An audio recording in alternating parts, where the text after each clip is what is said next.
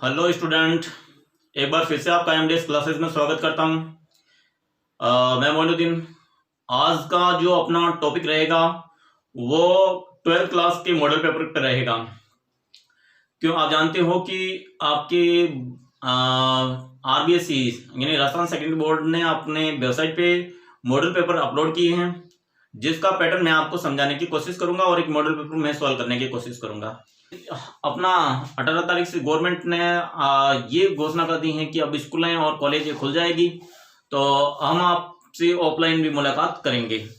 तो बहुत ही जल्दी आपसे ऑफलाइन मुलाकात होगी। आज मैं 12वीं क्लास का जो पैटर्न बोर्ड ने इस दफा कुछ पेपर में परिवर्तन किया है कि बच्चे ज्यादा से ज्यादा फायदा उठाएं और ज्यादा से ज्यादा उनको बच्चों को लाभ मिले, इसलिए उसने अपने मॉडल पेपर में कुछ परिवर्तन किए हैं। तो देखिए क्या परिवर्तन किया है। ये 2021 का मॉडल पेपर है। अजमेर वेबसाइट अपने राजस्थान बोर्ड पे ये वेबसाइट पे है, और जिसमें आपके टोटल वही समय तो वही रखा है, कुछ परिवर्तन नहीं है। 3.25 घंटे का पेपर रखा गया है और नंबर जो पूर्णांक है उसमें कोई परिवर्तन नहीं हुआ है। केवल आपके जो जो पैटर्न है उसमें चेंजेस हुआ है। पहले ऑब्जेक्टिव टाइप सवाल नहीं आते थे, डायरेक्ट ही स्टार्ट होते थे बड़े सवालों से। अब की बार ऑब्जेक्टिव सवाल रखे गए हैं। यानी आप यहाँ देख रहे हो, इसमें आपका पूरा पेपर होगा वो 5 खंड में विभाजित होगा, जिसमें आपके ए खंड, बी खंड, सी खंड, डी खंड और ई खंड होंगे। अब देखिए पहला जो खंड होगा जिसमें आपके टोटल क्वेश्चन नंबर होंगे वो 20 होंगे, और प्रत्येक अंक आपके 1 नंबर का होगा, यानी एक सवाल 1 नंबर का होगा, और टोटल मार्क्स मिलेंगे आपको 20 नंबर के। और जो बी खंड होगा उसमें टोटल क्वेश्चन होंगे वो 8 होंगे, और उसके जो मार्क्स रहेंगे वो प्रत्येक का जो ये 2 नंबर रहेगा, और टोटल मार्क्स रहेंगे वो 16 नंबर रहेंगे। सी खंड में आपके 4 क्वेश्चन होंगे, और 4 क्वेश्चन के जो मार्क्स रहेंगे प्रत्येक का 4 नंबर रहेगा, और टोटल नंबर बनेंगे आपके 16 नंबर। और डी खंड में 2 क्वेश्चन रहेंगे, और प्रत्येक का जो रहेगा वो 5 नंबर का रहेगा, और टोटल मार्क्स मिलेंगे वो 10 मिलेंगे। और ई खंड में 3 क्वेश्चन होंगे, और तीनों क्वेश्चन के प्रत्येक का 6 नंबर होगा, और टोटल नंबर मिलेंगे वो 18 नंबर मिलेंगे। अब देखिए इसमें भी क्या होता है कि पहला क्वेश्चन में 10 क्वेश्चन के अंदर एक क्वेश्चन, यानी पहले क्वेश्चन के अंदर 10 क्वेश्चन मिलेंगे आपको ऑब्जेक्टिव टाइप। उसमें आपके प्रत्येक का ऑप्शन दे रखे होंगे 4, और ऑप्शन बेस के सवाल है। पहला सवाल है जिसमें 10 सवाल होंगे, उसको ऑप्शन बेस से करना है। इसमें करना जरूरी होते हैं, ये 10 सवाल करने आपको जरूरी है। प्रत्येक का 1 नंबर होगा, तो 10 सवाल तो ये होंगे। अब फिर आपके क्वेश्चन नंबर 2 से 11 तक रहेंगे, वो एक एक लाइन का आंसर मिलेंगे आपको, और इसमें कोई ऑप्शन नहीं रहेगा। 2 से 11 तक आपके जो रहेंगे क्वेश्चन, उसमें आपके कोई ऑप्शन नहीं है। 9 सवाल होंगे, और 9 सवाल प्रत्येक का 1 नंबर से 9 सवाल ये हो जाएंगे। अब देखिए सॉरी, ये 20 सवाल ये रहेंगे, और नहीं 10 सवाल ये रहेंगे। आपके क्वेश्चन नंबर फर्स्ट में भी 10 सवाल रहेंगे, और 2 से 11 तक भी ये 10 सवाल हो जाएंगे। टोटल क्वेश्चन आपके 20 हो जाएंगे, और प्रत्येक का 1 नंबर रहेगा। अब आ जाते हैं खंड बी में। खंड बी में आपको 8 क्वेश्चन मिलेंगे, और 8 क्वेश्चन में आपको 2-2 नंबर के, इसमें कोई ऑप्शन नहीं होगा। इसमें भी ऑप्शन, इसमें अथवा नहीं मिलेंगे आपको, ये करो ये करो, ये भी करना, 8 क्वेश्चन करना जरूरी, और ये 20 क्वेश्चन भी करना जरूरी। इसमें आपको कोई ऑप्शन नहीं मिलेगा, ये करो नहीं मिलेगा। क्वेश्चन नंबर आपकी जो खंड सी होगा, यहां से स्टार्ट होता है कि आपके 4 सवाल की जगह 8 सवाल देंगे, जिनमें से आपको 4 करने होंगे, और इसमें ऑप्शन मिलेंगे। एक सवाल के ऑप्शन में दूसरा सवाल मिलेगा, चाहे तो जो आपको इजी लगे वो करो। इसमें आपको इसमें भी आपको ऑप्शन मिलेंगे। डी खंड में 2 सवाल आएंगे, दोनों में ऑप्शन मिलेंगे। आपको ऊपर वाला आता है तो ऊपर वाला करो, नीचे वाला आता है तो नीचे वाला करो।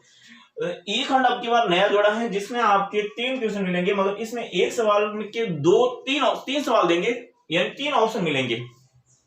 अगर आपको पहला सवाल आता है तो इसमें पहला सवाल दे रखा, जैसे ये क्वेश्चन नंबर आपके 26वां, क्वेश्चन नंबर 26 में एक सवाल लिखा होगा, फिर या करके फिर दूसरा लिखा होगा, फिर या करके फिर तीसरा लिखा होगा। तो इस प्रकार से 26 में 3 क्वेश्चन मिलेंगे। आपको जो भी बेस्ट लगे, भाई हाँ ये मेरे को आ रहा है, ये मेरे को आ रहा है, या ये मेरे को आ रहा है, जो आपको अच्छा लगे वो आप कर सकते हो। इसी प्रकार से क्वेश्चन 27 में भी आपको 3 क्वेश्चन मिलेंगे, या में अथवा में। इसमें भी जो आपको अच्छा लगे, ये अच्छा लगे तो ये करो, ये अच्छा लगे तो ये करो, ये अच्छा लगे तो ये करो। अब इसमें आपको 3 ऑप्शन मिलेंगे, मगर डी और सी में 2 ऑप्शन मिलेंगे। जैसे क्वेश्चन नंबर 14 आएगा तो इसमें एक सवाल देगा, और ये एक दूसरा सवाल दे देगा, तो इसमें 2 ही ऑप्शन मिलेंगे, या था ये करो, या था तो ये करो। इसमें 3 ऑप्शन मिलेंगे, तीनों में से जो आपको आता है वो करना है आपके। इसी प्रकार से 28वें में भी आपको 3 ऑप्शन मिलेंगे, बीच में क्या होगा, तो ये तीनों जो 3 ऑप्शन वाले हैं वो 6 नंबर के सवाल हैं। आपको ये 6 नंबर यानी टोटल 9 सवाल में से कोई 3 करने होते हैं और 3 सवालों के आपके 6 नंबर मिल जाएंगे, 6 से 18 नंबर मिल जाएंगे। तो अब की बार बोर्ड ने बहुत ही इजी पैटर्न बना दिया है आपके लिए, तो आपके लिए मौका है कि आप अपनी स्टडी को अच्छी तरह से बेस्ट करें और इसको बिल्कुल हल करने की कोशिश करें। यहाँ तो आपके लिए आसान है, मगर यहाँ भी जो ऑप्शन दे रखे हैं इसमें आपके बहुत गहराई से पढ़ना पड़ेगा। आपको कोई भी टॉपिक पढ़ेंगे तो गहराई से पढ़ना पड़ेगा, क्योंकि ऑब्जेक्टिव टाइप सवाल और ये रहेंगे वो डीपली सवाल पूछे जाएंगे आपके। तो इनमें एक नंबर वालों में थोड़ी सी आपको मेहनत करनी पड़ेगी, जो क्या छोटे छोटे सवाल बनते हैं, कहीं से भी बन जाते हैं, और छोटे से छोटी जो चीजें होती हैं आपको गहराई से पढ़नी पड़ेगी। तो ये इस दफा आपका बोर्ड का जो पैटर्न रहेगा वो इस प्रकार रहेगा। और चलो मैं अब इस जो अपनी एक मॉडल पेपर आपकी वेबसाइट पे दे रखा है, बोर्ड की वेबसाइट पे दे रखा है, वो मैं सोल्व करने की कोशिश करता हूँ। अब हम मॉडल पेपर के जो क्वेश्चन है आपके वो सोल्व करने की कोशिश कर रहे हैं, जिसमें पहला खंड आपके खंड ए है, उसमें आपके पहले सवाल में इस प्रकार से 10 सवाल दे रखे होंगे। ये पहला ही सवाल है जो जिसमें 10 सवाल हैं, यानी पहले का ये पहला, ये दूसरा, ये तीसरा, ये चौथा, ये पांचवा, ये छठा और सातवां और आठवां और ये नौवां, 10वां, जिसमें सभी में ऑब्जेक्टिव टाइप है, यानी ऑप्शन दे रखे हैं, ऑप्शन बेस्ड सवाल है। जिसमें हम पहला सवाल करेंगे, जिसमें आपके फर्स्ट दे रखा है, जिसमें पूछा गया है आपके cot tan inverse alpha plus cot inverse alpha का मान बताइए। तो हमने जब सेकंड यूनिट पढ़ा था उसमें हमने एक प्रॉपर्टी पढ़ी थी कि tan inverse alpha plus cot inverse alpha equal to π/2 होता है। उसी प्रकार से जिस प्रकार से sine inverse alpha plus cos inverse alpha equal to π/2 होता है, और sec inverse alpha plus cosec inverse alpha equal to π/2 होता है। तो इस प्रॉपर्टी से हमने ये फॉर्मूला अप्लाई करेंगे तो यहां आ जाएगा आपके π/2, तो कोट ये बन जाएगा आपके कोट π/2, और कोट π/2 का मान, क्योंकि tan π/2 का मान इंफिनिटी होता है और इसका मान होता है आपके 0, तो इसका जो पहले का आंसर आ जाएगा वो यानी ये वाला ऑप्शन, यानी आपके इसको सॉल्व करेंगे तो 0 आएगा। अब आ जाते हैं सेकंड पे। यदि आपके matrix A equal to Aij और यहाँ पे जो 2 into 4 होता है, ये इसकी ऑर्डर होता है, कोटि कहते हैं, तो ये 2 into 4 कोटि का कोई मैट्रिक्स है, और मैट्रिक्स में अवयवों की संख्या होती है वो इसकी कोटि के गुणनफल के बराबर होती है। तो इनका गुणनफल करेंगे तो 4 into 2 8 आएगा, यानी इनमें अवयवों की संख्या होगी वो 8 होगी। तो ये आपका आंसर इसका सेकंड का सही है। अब आ जाते हैं क्वेश्चन नंबर थर्ड पे। फर्स्ट का थर्ड में यदि आपके सारणिक यानी ये डिटरमिनेंट दे रखा है वो इक्वल टू 4 है और आपको k का मान निकालना है, तो आप कैसे निकालेंगे, इसको हम सॉल्व करेंगे तो k इंटू 4 ये आ जाएगा 4k माइनस 8 इंटू 2 यानी 16 इक्वल टू 4, 16 को उधर भगा देंगे तो 4k इक्वल टू 16 प्लस 4 ये 20 और k इक्वल टू 20/4 यानी आपके 5 आ जाएगा।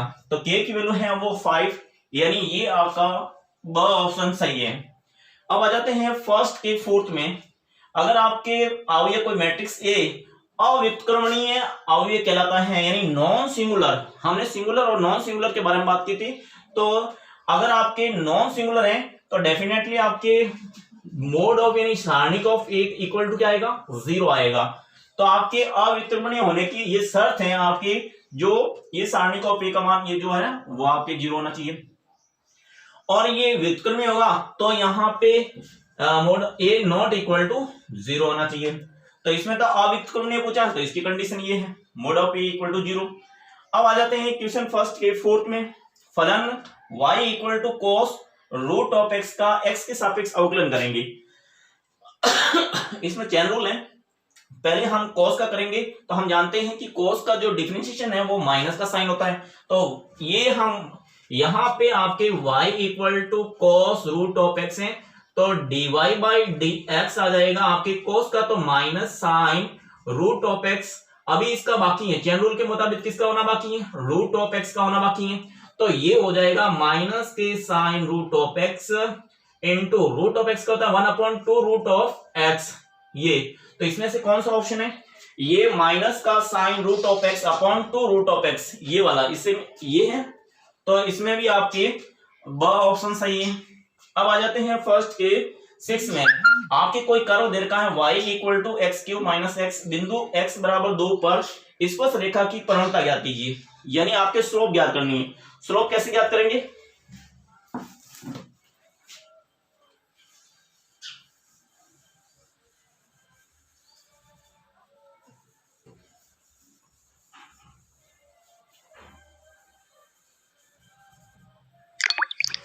स्लोप ज्ञात करने के लिए सबसे पहले हम इसका dy बाई dx निकालेंगे, और जो गिवन, क्योंकि अपना जो स्लोप होती है dy बाई dx, जो गिवन पॉइंट यानी x इक्वल टू a पर होता है, यह a की वैल्यू है 2।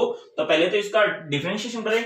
आपके कर्व दे रखा है y equal to x cube minus x है, तो इसका डिफरेंशिएशन करेंगे, differentiation with respect to x, तो ये मिलेगा आपकी dy by dx equal to 3x square minus का 1, और dy by dx at point x equal to 2। अगर x की जगह हम 2 रखेंगे तो 3 इंटू 2 स्क्वायर माइनस 1, और 2 का स्क्वायर करेंगे 4 इंटू 3, यानी ये हो जाएगा आपकी 4 इंटू 12 माइनस 1, अगर ये माइनस 1 करेंगे तो आपके 11। तो इसमें से जो स ऑप्शन है, इसमें 6, 9 एंड स, ये जो स ऑप्शन है वो सही है। इसके इस कर्व की x बराबर 2 पर जो स्पर्श रेखा की जो परिणता यानी ढाल होगी वो रहेगी आपके 11। अब देखिए आपको इंटीग्रेशन करना है log ऑफ x dx का। ये मैंने जब इंटीग्रेशन की जो मेरी वीडियो है उसमें आप देखोगे तो मैंने कहा था कि ये बहुत इंपॉर्टेंट है, कई बार पूछेंगे, तो ये अभी से भी आप दिमाग में रख लो, हो सकता है आपके बोर्ड एग्जाम में भी पूछ लें। तो इसको हम कैसे इंटीग्रेशन करेंगे? इसका आइलेट से इसका इंटीग्रेशन करेंगे। ये आपके क्वेश्चन है log ऑफ x dx है, तो इसमें हम एक फंक्शन माने, क्योंकि इसमें सेकंड फंक्शन नहीं है, u इंटू वी से करेंगे तो सेकंड फंक्शन नहीं है, तो सेकंड फंक्शन बनाने के लिए हम इसको 1 से मल्टीप्लाई कर देंगे और इसको हम मान लेंगे सेकंड फंक्शन।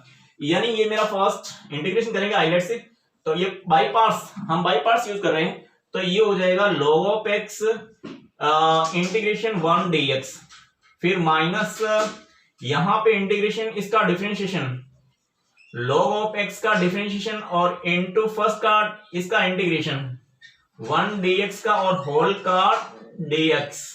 तो ये तो हो गया आपकी log ऑफ x, इसका इंटीग्रेशन 1 का x हो जाएगा, माइनस ये इसका डिफरेंशिएशन करेंगे तो 1 अपॉन x आएगा, और इसका इंटीग्रेशन करेंगे तो x आएगा, और ये dx, x कैंसिल आउट हो गया, तो ये x मैं इधर लिख देता हूं log ऑफ x माइनस ये 1 dx है, तो इसका हो जाएगा x प्लस c।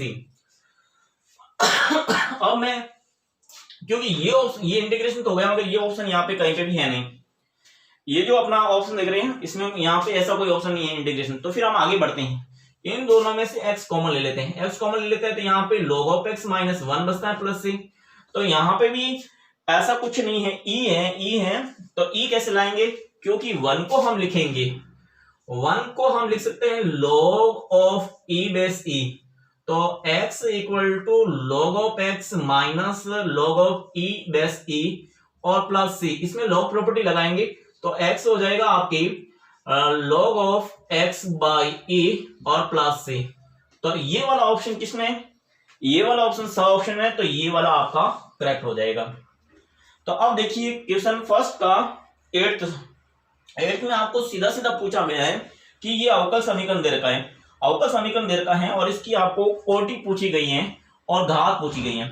तो कोटि और घात के बारे में हमने पहले भी बात की थी कि कोटि क्या होती है और घात क्या होती है। तो किसी भी अवकल समीकरण में, जैसे मैंने यहाँ पे अवकल समीकरण लिख दिया d q y upon d x square plus 3 d y upon d x plus y equal to 0, ये कोई अवकल समीकरण है। तो इसमें देखो इसका हाईएस्ट डिफरेंशिएशन की वैल्यू 3 है, तो ये इसकी कोटि कहलाएगी। और यहाँ पे इसकी घात होती, जैसे यहाँ पे घात 5 होती, तो इस डिफरेंशियल इक्वेशन की जो घात होती है वो 5 होती और कोटि होती है वो 3 होती। ये इस प्रकार से अगर हम इसको देखें तो इसकी जो कोटि है, इसमें जो सेकंड ऑर्डर का डिफरेंशिएशन है, तो ये तो आपकी कोटि हो जाएगी 2, और इसकी घात भी 2 होगी, तो 2 कोटि और 2 ही घात। तो इसमें कौन सा ऑप्शन सही है? इसमें 1 और 2 नहीं, 2 ये वाला ऑप्शन सही है, 2 ही कोटि और 2 ही घात होगी। अब आ जाते हैं हम आपके 9th में।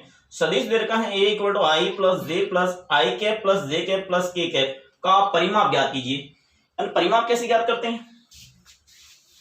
परिमाप के लिए हमने जो सदिश की बात की, तो एक सदिश होता है आपके इस प्रकार से, कोई भी एक सदिश है तो इसे अगर आपके कोई सदिश है ये a, तो इसको a I cap plus B J cap plus C K cap इस प्रकार से व्यक्त करते हैं। और इसका जो परिमाप निकालना हो, यानी इसका परिमाप निकालना हो, तो एक फॉर्मूला होता है root of a square plus b square, ये b square plus c square. तो अब अपना जो यहाँ पे जो ए देखा है वो आपके आई cap plus j cap plus k cap दे रखा है। यहाँ पे ए की वैल्यू भी 1, बी की वैल्यू भी 1 और सी की वैल्यू भी 1 है। तो आपके इसका परिमाप आ जाएगा वो आपके रूट ऑफ 1 का स्क्वायर प्लस 1 का स्क्वायर प्लस 1 का स्क्वायर, ये हो जाएगा आपके 1 प्लस 1 प्लस 1 और ये हो जाएगा रूट ऑफ 3। तो इसमें से कौन सा ऑप्शन सही है आपके? ये रूट ऑफ 3 ऑप्शन ही पहला ही सही है। अब हम बात करते हैं यहाँ पे जो आपका 10वां सवाल है वो आपके प्रायिकता में से है। यदि ए और बी दो स्वतंत्र घटना है तो यहाँ पे पी ए 0.3 है और पी बी 0.6 है, तब आपके पी इंटरसेक्शन बी का मान निकालना है, वो किसके बराबर होगा? तो देखिए अगर कोई भी दो स्वतंत्र घटना है तो इसका मतलब हुआ कि इसका ए इंटरसेक्शन बी, अगर आपके ए और बी स्वतंत्र घटना है तो ए इंटरसेक्शन बी वो इक्वल होता है P A dot P B के। तो यहाँ पे पी ए की वैल्यू है 0.3, तो यहाँ पे हम 0.3 रखेंगे और बी की वैल्यू है 0.6, तो यहाँ पे 0.6 रखेंगे और इनको मल्टीप्लाई करेंगे तो 6 इंटू 3 वो 18 हो जाएगा, ये 0.18 इसका करेक्ट आंसर है जो कि आपकी डी में। तो इस प्रकार से हमने जो अभी ये फर्स्ट क्वेश्चन का 10 यानी पहले का 10 सवाल हमने किए हैं। इसके बाद में आपके सेकंड दूसरा आएगा, तीसरा आएगा, चौथा आएगा, ये सभी एक एक नंबर के हमने 10 नंबर का पोर्शन ही कंप्लीट किया है। तो इस प्रकार से बोर्ड ने चेंजेस किया है, तो आप भी थोड़ा सा डीपली पढ़ते रहना ताकि इन्हीं में कोई गलती नहीं हो और ये 10 नंबर हम अच्छी तरह से हासिल कर सकें। क्वेश्चन नंबर फर्स्ट के बाद में क्वेश्चन नंबर सेकंड हो जाएगा आपके एक 4 इंटू 4 का क्रम का इकाई अवयव यानी इकाई मैट्रिक्स आपको लिखना है। तो इकाई मैट्रिक्स होते हैं वो आपके इस प्रकार से लिखते हैं 1 0 और 0 1, मगर ये तो 2 इंटू 2 का इकाई मैट्रिक्स है और हमें क्या बताना है आपके 4 इंटू 4 का। अगर आपको 3 इंटू 3 का अगर इकाई मैट्रिक्स लिखने के लिए कहें तो 0 0 1, ये 0 1 0 0 0 1, ये आपके 3 इंटू 3 का इकाई मैट्रिक्स है, ये 2 इंटू 2 का और ये 3 इंटू 3 का, मगर हमें 4 इंटू 4 का बोला है तो इसका मतलब है 4 ही आपके रोज कॉलम होंगे और 4 ही रोज होंगे, यानी पंक्ति 4 और स्तंभ भी 4 होंगे। तो देखिए ये आपके 1 0 0 0 0 1 0 0 0 0 1 0 0 0 0 1, तो इसमें आपके देखो 4 ही पंक्तियां हैं और 4 ही स्तंभ हैं, तो इसे हम 4 इंटू 4 का इकाई मैट्रिक्स बोलते हैं। तो ये आपका क्वेश्चन नंबर 2 का आंसर आपको ये लिखना था, क्वेश्चन नंबर 2 का आंसर हो जाएगा ये आपका आंसर है। ये आपको नहीं लिखना था, मैंने ये आपने समझाने के लिए ही आपको लिखा है, बाकी आपका आंसर केवल इतना सा होगा कि ये आपका 1 नंबर का हो गया, 4 इंटू 4 का इकाई मैट्रिक्स लिखना था जो कि ये। अब आ जाते हैं क्वेश्चन नंबर 3 पे। क्वेश्चन नंबर 3 पे सारणी का आपके ये दे रखा है, इस अवयव का उप सारणी लिखो।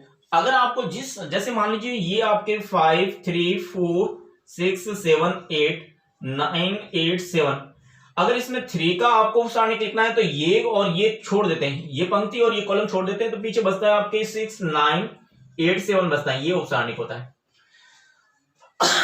मगर आपको इसमें 5 का लिखना है तो यहाँ पे 5 3 और 12 -1 का उप सारणी लिखना है, तो ये 5 की ये रोज और ये कॉलम छोड़ देंगे, तो केवल आपके इसका आंसर आएगा 5 का उप सारणिक वो हो जाएगा केवल आपके ये 1।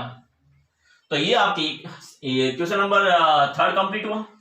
अब क्वेश्चन नंबर 4 की बात करते हैं। 3 बिंदुओं के सरेखे होने की शर्त। त्रिभुज का क्षेत्रफल होता है, अगर आपके बिंदु x1 y1 ये आपके x2 y2 और ये x3 y3 अगर आपके 3 पॉइंट है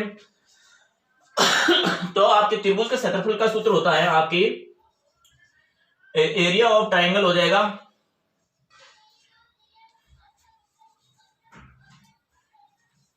ये ट्राइंगल हो जाएगा आपके 1/2 और ये x1 y1 और 1 ये x2 y2 और 1 और ये x3 और y3 और 1 इस सारणी को सोल्व करने पर ये त्रिभुज का क्षेत्रफल आता है। मगर आपके ये बिंदु सरेखी होंगे, इसलिए इस कंडीशन में आपके त्रिभुज का क्षेत्रफल 0 होगा। तो उस कंडीशन में ये 1/2 इधर चला जाएगा तो इसका मान 0 होगा। तो सरेखी होने के लिए आपके इनके ये क्वेश्चन नंबर हम कर रहे हैं 4, ए बी सी सरेखी होंगे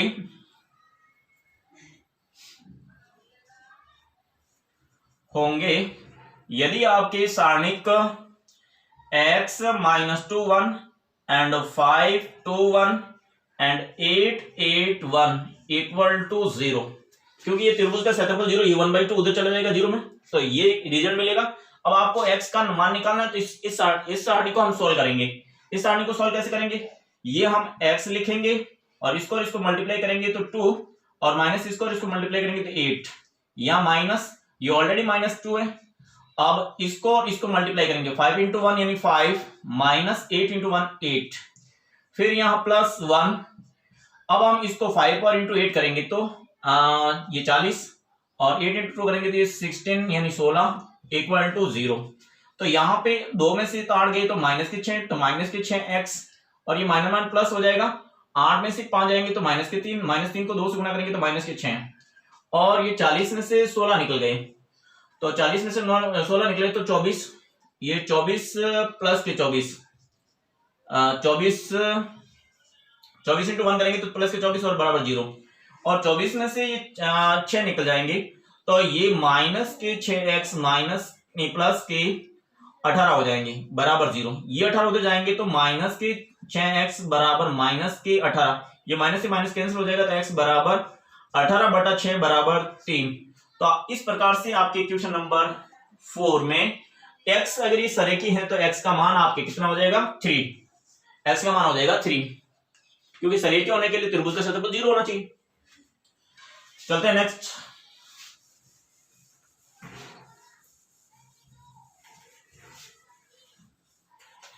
क्वेश्चन नंबर आपके 5, ये फलन दे रखा है।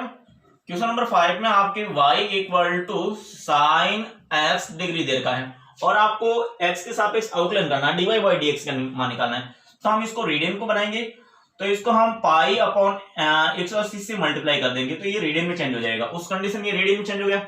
अब अगर हम डिफरेंशिएशन करेंगे विथ रेस्पेक्ट टू x तो ये आ जाएगा आपके dy/dx इक्वल टू साइन का आपके कोस होता है, साइन का तो आपके कोस x into pi by 180 degree into इसका करेंगे चेन रूल के मुताबिक तो ये हो जाएगा आपके पाई अपॉन 180। तो ये आपके क्वेश्चन नंबर आपके 5 का आंसर हो जाएगा dy/dx का मान, ये वाला। अब आ जाते हैं क्वेश्चन नंबर 6 पे। क्वेश्चन नंबर 6 में आपको इंटीग्रेशन करना है, इंटीग्रेशन 1 माइनस cos x और ये 1 प्लस cos x dx। हम जानते हैं कि ट्रिग्नोमेट्रिक में हमने 1 माइनस cos x को पढ़ा है 2 साइन, यहां पे x है तो 2 sine square x/2 and 1 plus cos x वो हो जाएगा 2 cos स्क्वायर x/2। ये दोनों वैल्यू यहां पे रखेंगे तो ये हो जाएगा 2 sine square x/2 upon 2 cos square x/2। 2 से 2 कैंसिल हो गया और ये dx ये बन जाएगा आपके साइन स्क्वायर बाई ये tan स्क्वायर x/2 dx। अब देखिए tan का तो कोई डिफरेंशिएशन होता नहीं, ये इंटीग्रेशन होता नहीं, तो इसको हम सेक में कन्वर्ट करेंगे तो ये हो जाएगा आपकी इंटीग्रेशन 1 माइनस सॉरी यहाँ पे integration sec square x/2 minus 1 dx, क्योंकि sec को हम ये tan को हम लिख सकते हैं sec स्क्वायर x/2 माइनस 1 लिखेंगे। तो अब देखिए इसका सेक का तो होता है 10, इसका इंटीग्रेशन हम अलग अलग करेंगे तो इसका तो इंटीग्रेशन सेक का तो हो जाएगा आपके 10x/2 और x/2 को करेंगे तो अपॉन में 1/2 आएगा और माइनस का 1 का करेंगे तो x प्लस सी आ जाएगा। फाइनली इसका आंसर आएगा ये 2, यानी आपके 2 10x/2 माइनस x प्लस सी। तो ये आपके क्वेश्चन नंबर 6 का इंटीग्रेशन हो जाएगा ये वाला। बहुत अच्छा सवाल था, आने लायक था और इंटरेस्टिंग सवाल था। और अब आते हैं क्वेश्चन नंबर 7 पे।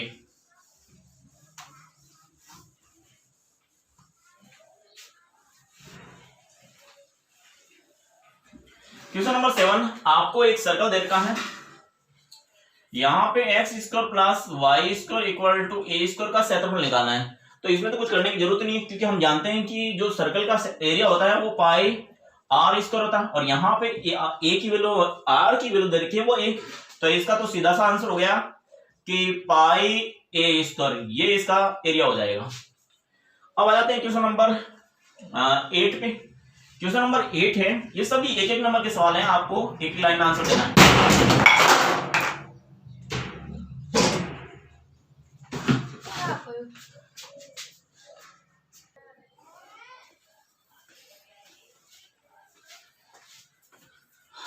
क्वेश्चन नंबर 8, क्वेश्चन नंबर 8 में आपको यहां पे सदिश है, ये सदिश में आपके a सदिश और b सदिश का डॉट प्रोडक्ट करना है, क्रॉस प्रोडक्ट नहीं डॉट प्रोडक्ट।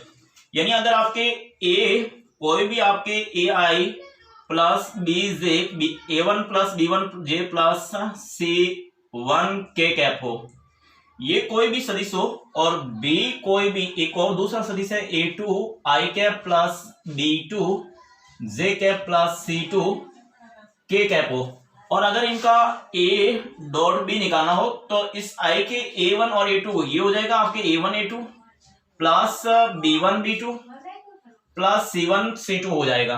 तो इससे अगर हम डॉट प्रोडक्ट करेंगे, ये क्वेश्चन नंबर आपके 2 यानी 2i cap plus 3j cap plus 4k cap, इसका अगर हम डॉट प्रोडक्ट करेंगे 3i cap plus 4j cap minus 4k cap, ये इसका डॉट प्रोडक्ट करेंगे तो ये 2 इंटू 3 यानी 6, 3 इंटू 4 यानी 12 है,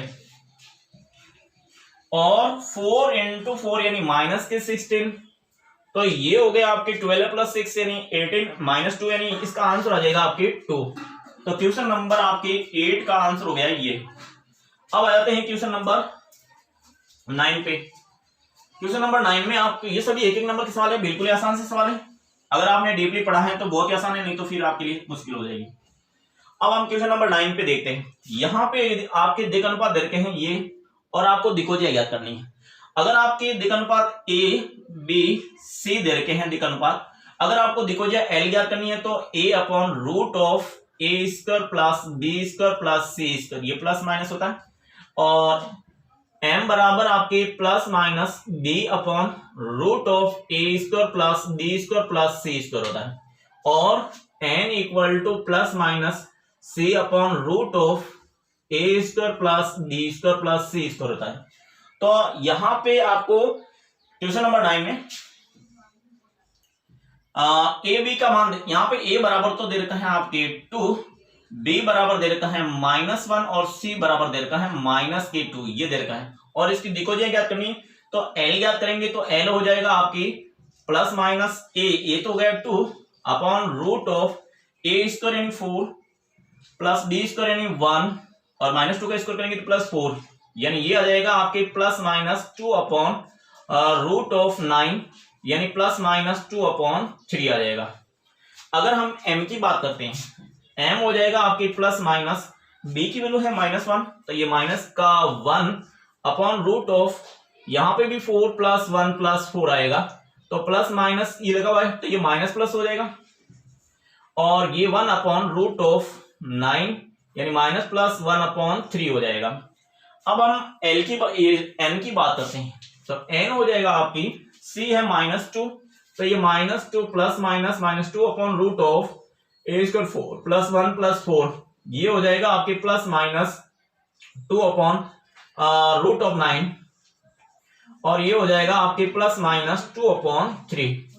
तो ये क्वेश्चन नंबर 4 का आपके आंसर, क्वेश्चन नंबर 9 का आपके सॉल्यूशन ये हो गया। अब आ जाते हैं क्वेश्चन नंबर 10 पे, यानी इसका आपके 10 में आपको डिफरेंशियल ये दे रखा है,